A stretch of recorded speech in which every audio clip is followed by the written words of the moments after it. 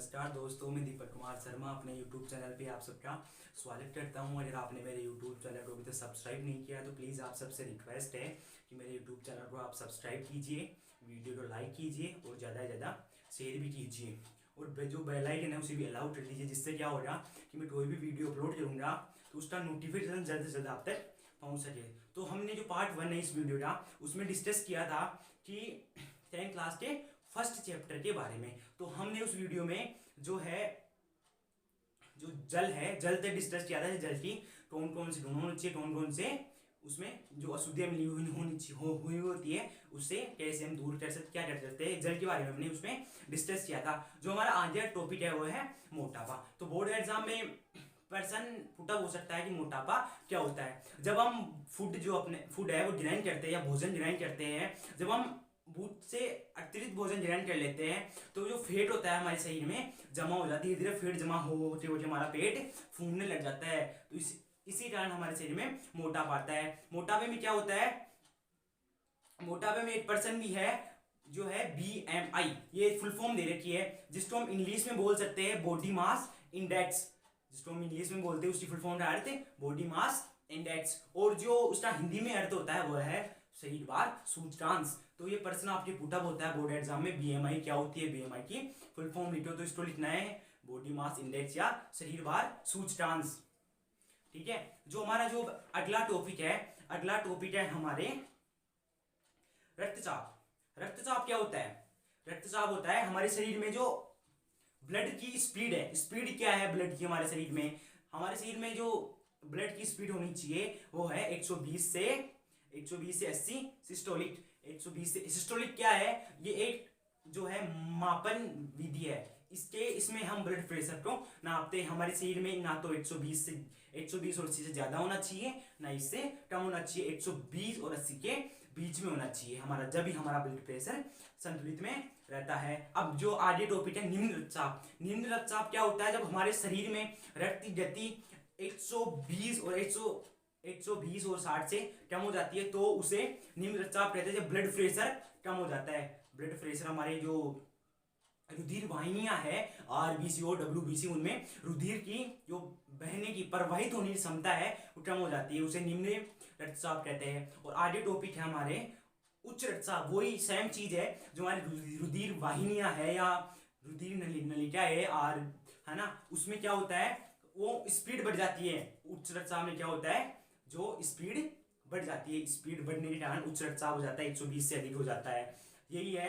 अब जो हमारा अगला टॉपिक है वो नशीले पदार्थ। नशीले पदार्थ क्या होते हैं हम सब जानते हैं। आजकल जो छोटे छोटे बच्चे हैं वो भी नशा करना शुरू कर दिया उन्हें भी। तो हमारे शरीर में नशीले पदार्थों का बहुत सा इफेक्ट पड़ता है। हमारे शरीर में नशीले पदार्थ आप सब जानते हैं कि बहुत ही हमारे शरीर को हानि भी पहुंचाते हैं, बहुत ही ज्यादा हमारे शरीर को नुकसान पहुंचाते हैं। तो इसमें जो पहला नशीला पदार्थ है वो क्या रहता है, गुटखा।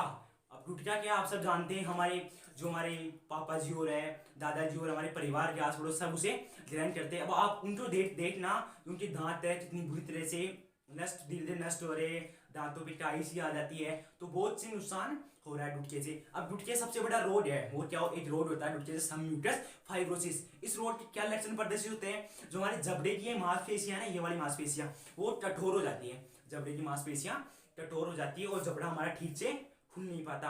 आपके आसपास में जो भी गुटखे का ग्रहण करता है, आपके पापा दादा चाचा कोई भी, उनके मुंह की तरफ ध्यान देना, उनका जो जबड़ा है ना ज्यादा नहीं खुल पाता होगा, यहाँ से जो उनकी मांसपेशियां जबड़े की कठोर हो रही है। तो बोर्ड एग्जाम में ये प्रश्न पूछा जाता है 1 नंबर का, सबम्यूकस फाइब्रोसिस रोग क्या है, इसके लक्षण लिखिए, या गुटखे खाने से कौन सा रोग होता है इसके लक्षण लिखिए। अब जो अगला हमारे नशीले पदार्थों में टॉपिक है वो है तम्बाकू। जो तम्बाकू है ना वो निकोटिना टोबैको नाम के पादप होता है। निकोटिना टोबैको नाम का पादप होता है, उसका साइंटिस्ट नाम निकोटिना टोबैकम। तो उस पेड़ से हमें तम्बाकू, उसके जो पत्ते होते हैं ना उनकी पत्तियों से हमें तम्बाकू प्राप्त होती है। ये तम्बाकू क्या होता है, सोलेनेसी कुल का होता है। तम्बाकू पादप सोलेनेसी कुल का है। उसकी जो पत्तियां होती है उनमें 1 से 8% तक एल्कोहल पाए जाते हैं, एल्डोलाइड पाए जाते हैं, मार्फिन, कोडीन, अनेक प्रकार के एल्डोलाइड पाए जाते हैं उनकी पत्तियों में। अब तम्बाकू सेवन करने से हमारे शरीर में क्या क्या नुकसान होते हैं या दुष्प्रभाव होते हैं हम सब जानते हैं। अगर गर्भवती महिलाएं इसका सेवन करती है तो उनका भ्रूण का ये पर्सन आ जाए आपके तो तंबाकू से होने वाले दुष्प्रभाव लिखिए। जो जो तंबाकू का सेवन करता है उनके शरीर में तंबाकू क्या क्या इफेक्ट होते हैं, क्या क्या दुष्प्रभाव होते हैं। तो इसमें आपको लिखना है कि द्रौपदी, पहला पॉइंट में लिखना है जो द्रौपदी महिलाएं अगर तंबाकू का सेवन करती है तो उनका भ्रूण का विकास रुक जाता है, उनका भ्रूण का विकास बहुत ही मंद हो जाता है। पहला पॉइंट ये गया। दूसरा पॉइंट सबसे इंपॉर्टेंट कि जो कोई भी अगर इसका इस्तेमाल करता है तंबाकू का तो उसके शरीर में क्या क्या प्रभाव होते हैं, जैसे हमारे मुंह, जीभ, गला आदि का कैंसर हो जाता है। आप सबने देखा होगा किसी से गले का कैंसर हो जाता है, किसी मुंह से यहाँ से फूल जाता है, तो ये तंबाकू के लक्षण है। और भी है, सिगरेट की धुआं में कार्बन मोनोऑक्साइड पाया जाता है तो लाल रुधिर कणिकाओं को नष्ट करता है। हमें जो सिगरेट का ग्रहण करते हैं उनकी धुएं में कार्बन मोनोऑक्साइड है वो पाया जाता है। वो क्या करता है, हमारे जो शरीर में आरबीसी है, लाल रुधिर कणिकाएं, वो उनको है हमारे शरीर में नष्ट करता है। और वो लाल रुधिर कणिकाएं हमारे शरीर में क्या कार्य करती है, हमारे शरीर में ऑक्सीजन का परिवहन करती है, ऑक्सीजन को लाने ले जाने का कार्य करती है। अगर वो नष्ट हो जाएगी तो क्या होगा, हमारे शरीर में जो ऑक्सीजन परिवहन की क्षमता है वो कम हो जाएगी। और हम जो ये वाला इफेक्ट है हम करते हैं, जैसे हमारे जो सर्दी और जुकाम लग जाती है तो भी हम ये ऐसे करते हैं। तो इस प्रकार से हमारे शरीर में लक्षण प्रदर्शित होते हैं। और भी कई इसमें दे रखे आप अपने मुझसे देख लेना। और जो तंबाकू के निरंतर संपर्क में रहता है उससे और भी कई प्रकार के रोग होते हैं, इसलिए जो भी आपके आस पड़ोस में है उन्हें आप समझाए तंबाकू का सेवन ना करें। और सबसे ज्यादा मेन जो चीज टॉपिक है इसमें वो है गर्भवती महिलाएं। तो आप जो भी गर्भवती महिलाएं हैं, आप सबसे मेरी रिक्वेस्ट है कि आप तंबाकू का सेवन ना करें। इस तंबाकू के सेवन से जो आपकी गर्भ में भ्रूण है उसको बहुत नुकसान पहुंचता है और उसका भ्रूण का विकास भी नहीं होता है। ठीक है, अब जो इससे विश्व में जो विश्व की जनसंख्या की बात करें हमें, तो विश्व की जनसंख्या में 60 लाख से ज्यादा लोग तंबाकू का उपयोग करते हैं। 60 लाख, हमारे विश्व में 60 लाख से ज्यादा लोग तंबाकू का उपयोग करते हैं। और उसमें जो है 50 लाख तंबाकू के उपयोग से सेवन से उनके मुंह, जीभ, गले का फेफड़े खराब हो रहे हैं। और जो 10 लाख है, 10 लाख क्या है, जो अगर कोई मैं मान लो मैं सेवन कर रहा हूँ और आप मेरे संपर्क में आते हैं, जो मैं अपने मुंह से धुआं, कुछ भी बोल सकते हैं हम, जहरीली धुआं छोड़ते हैं, आप उस जहरीली धुआं बोलिए क्योंकि वो हमारे लिए जहर है एक प्रकार का। आप मेरे संपर्क में आते हैं तो वो धुआं आप ग्रहण करेंगे, ग्रहण किया आपने, ग्रहण करेंगे तो जो आपके शरीर में कितना इफेक्ट पड़ता है, पहले तो मेरे शरीर में वो धुआं जाती है, फिर मेरे शरीर में अनेक कीटाणु हैं वो भी उस धुआं के साथ बाहर निकल रहे हैं। पहले तो वो जहरीली है ही, और मेरे शरीर के उस धुआं के साथ जो कीटाणु निकल रहे हैं वो आपके शरीर में प्रवेश करेंगे तो आपके शरीर को इतना नुकसान पहुंचता है। तो जो हमारे देश में 10% लोग है, 60 लाख में 10 लाख लोग है, वो ऐसे भी उनके जीभ, गले आदि का कैंसर होता है। हमें जो भी तंबाकू का सेवन करिए, गुटखे का सेवन करिए, उसके संपर्क में हमें नहीं रहना चाहिए। और आगे हमें दूसरा नशीला पदार्थ है मदिरा। मदिरा क्या होती है, हम सीधी भाषा में बोल सकते हैं, मदिरा का जो हमें बोलता है एथिल एल्कोहल। एथिल एल्कोहल का फुल फॉर्म जो है होता है C2H5OH, इसका अणुसूत्र होता है C2H5OH। ये पूछा जाता है एथिल एल्कोहल क्या होता है, इसका अणुसूत्र लिखिए, तो इसका ये अणुसूत्र हो गया C2H5OH। ये आपको ध्यान देने वाली चीज है, आपको ध्यान रखना है। जो मदिरा होती है उसमें एथिल एल्कोहल मिला हुआ होता है। मदिरा में सबसे ज्यादा घातक पदार्थ ये एथिल एल्कोहल। ये हमारे जैसे ड्रग निवारक दवाइयाँ होती हैं उनमें भी इसका उपयोग किया जाता है। खांसी दवाई आती है उनमें एथिल एल्कोहल का उपयोग किया जाता है, C2H5OH। ठीक है, इसका उपयोग किया जाता है। तो हमें मदिरा का भी सेवन नहीं करना चाहिए। अब जो इसमें टॉपिक है, मदिरा सेवन से मानव स्वास्थ्य पर क्या क्या दुष्प्रभाव पड़ रही है, प्रश्न पूछा होता है कि मदिरा क्या है, मदिरा के सेवन से हमारे मानव शरीर पर क्या क्या इफेक्ट होते हैं, क्या क्या प्रभाव पड़ते हैं। तो सबसे जो पहला टॉपिक है इसमें जो इससे हम मदिरा ग्रहण करते हैं तो हमारे आसपास के जो है लोगों में हमारा बुरी प्रभाव पड़ता है उनके ऊपर, भाई ये तो मदिरा सेवन करता है। इसलिए इससे पहला टॉपिक है कि हमारे समाज में हमारी मानसिकता के फर्क पड़ता है, हमारी मानसिकता के ऊपर समाज में फर्क पड़ता है कि ये गलत व्यक्ति है। और दूसरा, इसका सेवन करने से हमारा यकृत बहुत ही खराब होता है, यकृत खराब हो जाता है। इसके सेवन करने से यकृत पे बहुत बुरा प्रभाव पड़ता है। और जो तीसरा है, इससे सेवन करने से हमारा दिमाग की सोचने समझ क्षमता धीरे धीरे नष्ट होने लगती है, धीरे धीरे कम होने लगती है। और भी हम दिमाग के, अगर हमारा दिमाग काम करना नहीं दे रहा, हम दिल काम करेंगे, जैसे मदिरा पी के हम ड्राइव करेंगे, ड्रिंक लेके हम ड्राइव करेंगे तो कार एक्सीडेंट होता है, हमारा दिमाग तो सोच नष्ट हो जाती है क्या करना है हमें, तो हम कुछ भी कर बैठते हैं। और भी कई कुछ आपकी बुक में दे रखे हैं। अब आगे वाला है अफीम। अफीम पादप पेपरम सोमनिफेरम। पेपर सोमनिफेरम एक फल होता है, एक फल होता है, उससे दूध से प्राप्त होता है। अब इसका वैज्ञानिक नाम दे रखा है इसमें पेपर सोमनिफेरम, उसके दूध से हमें ये प्राप्त होता है।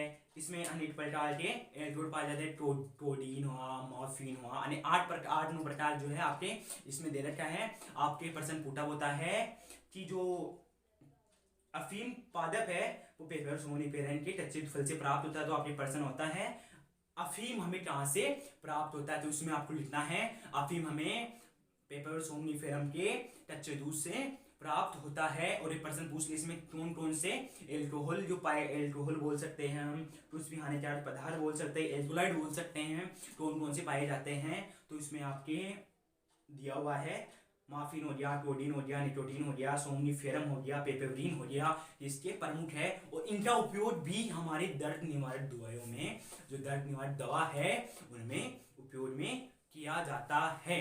ठीक है, ये आपके मोस्ट का जो टॉपिक हो चुका है अफीम। अब अन्य नशीले पदार्थ आपके वो टॉपिक है अन्य नशीले पदार्थ। अब अन्य नशीले पदार्थ बहुत से होते हैं जो आपने देखा होगा, जो हमारे नॉन पोलिस आती है या बोलते हैं नुमेंदी आती है, उससे भी जो हम सेवन करते हैं उससे भी कई बहुत से लोग उससे भी नशा करते हैं। और टोपिक हो गया, जैसे टासी की दवाई आती है उसमें मदिरा या एल्कोहल मिली हुई होती है, हम जानते हैं मदिरा सेवन किया जाता है। तो उस टासी की दवाई तो हम बहुत से लोग होते हैं जो नशे के रूप में उपयोग में लेते हैं, और भी अन्य बहुत से नशे होते हैं।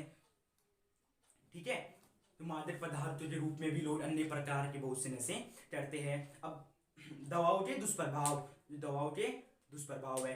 अब जो दवाएं हैं उसमें वो टॉपिक मैंने पहले भी आपको बताया है कि टासी दवाई, जो टासी की दवा होती है उसमें भी नशीली दवाएं जैसे एल्कोहल C2H5OH मिला हुआ होता है। तो C2H5 वो एक नशीला पदार्थ है, तो वो टासी दवाई मिला हुआ होगा तो हम टासी दवाई ग्रहण ज़्यादा करेंगे तो हमारे शरीर को वो नुकसान पहुंचाती है। और भी कई दवाएं हैं। अब हमारे अगला टॉपिक है खाद्य पदार्थों में मिलावट। हम जानते हैं कि हमारे जो है खाद्य पदार्थों में बहुत सी मिलावट की जाती है हर चीज में। टॉयज भी हम वस्तु है, कुछ भी हम जो बाजार से खरीदते हैं हर चीज में मिलावट होती है, हम जानते हैं मिलावट आती है। जैसे मिर्ची हो गई, मिर्ची में क्या मिला हुआ होता है, ईंट का लाल ईंट होती है उसका बुरादा मिला हुआ होता है। और भी जैसे जो हल्दी हो गई उसमें कृत्रिम रंग हो गया, हरा जो है वो पीला कृत्रिम रंग मिला हुआ होता है। और जो हो गया हमारे क्या आता है, तो सौंफ आ गई, सौंफ में भी हरा कृत्रिम रंग मिला देते हैं। हर चीज में कोई भी हम आज मार्केट से सब्जी भी खरीदते हैं, सब्जी में मिलावट आती है। पता नहीं कौन कौन सी दवाइयों का उपयोग करके उनको उनकी ग्रोथ की जाती है, उनको बढ़ाया जाता है। जो 1954 में है ना, इसके खिलाफ भारतीय सरकार ने एक नियम भी बनाया था, आपकी बुक में दिया हुआ है कि 1954 ने खाद्य पदार्थ अल्प मिश्रण अधिनियम बनाया गया। 1954 में खाद्य पदार्थ अल्प मिश्रण अधिनियम बना था। आपके जो है उसमें 1 नंबर का प्रश्न पुटअप हो सकता है, खाद्य पदार्थ अल्प मिश्रण अधिनियम कब शुरू किया गया और किसके द्वारा शुरू किया गया। तो इसका आपको उत्तर देना है कि खाद्य पदार्थ अल्प मिश्रण अधिनियम भारत सरकार द्वारा 1954 में शुरू किया गया था, जिसके अंतर्गत हम कोई भी खाद्य पदार्थों में मिलावट करता हुआ कोई पाया जाता है तो उसे सजा थी। इस नियम के अंतर्गत ये है PFA जो है PFA। आपकी बुक में टोस्टर के अंदर ये वाली फुल फॉर्म दे रखी है। तो ये अगर ये आपको आ जाए PFA क्या होता है, तो इसका भी मतलब यही है खाद्य पदार्थ अल्प मिश्रण अधिनियम। ये कब था बेटा, ये हमारे चालू किया गया था 1954 में। 1954 में खाद्य पदार्थ अल्प मिश्रण अधिनियम शुरू किया गया था। और इसने किसे चालू किया, भारतीय हमारे जो राजस्थान गवर्नमेंट है, भारतीय सरकार है, उसने इसको चालू किया गया था। अब इसमें आपकी बुक में आगे महत्वपूर्ण बिंदु दे रखे हैं, उसे आप रीड कर लेना, उसे पढ़ लेना, है ना। ठीक है, अब आपकी जो क्वेश्चन आंसर है, क्वेश्चन आंसर बहुत इजी है। जैसे नारुरोटा रोजनेट क्या था, नारुरोटा रोजनेट क्या था इसमें दे रखा है, उसमें हमारे टर्मी आ जाएगा। ठीक है, हमारे पहला बहुलक पर्सन है। ठीक है, तो हम अब आप ये प्रश्न उत्तर कर लेना, और कोई भी दिक्कत आए तो कमेंट सेक्शन में लिख देना भाई हमें इस पार्ट में ये दिक्कत है, इस वीडियो का मैं यही अंत करता हूँ। जो नया वीडियो है वो मैं जल्दी लेके आऊँगा, और जो अगला जो नया सिलेबस चेंज हुआ है उसके बाद में जो नया सिलेबस आया है उसके अंतर्गत जो जो चैप्टर है उन सभी चैप्टरों को मैं पढ़ाऊँगा। मेरी आप सबसे यही रिक्वेस्ट है कि आप मेरे चैनल को सब्सक्राइब कीजिए, वीडियो ज़्यादा से ज़्यादा शेयर कीजिए और लाइक कीजिए। धन्यवाद।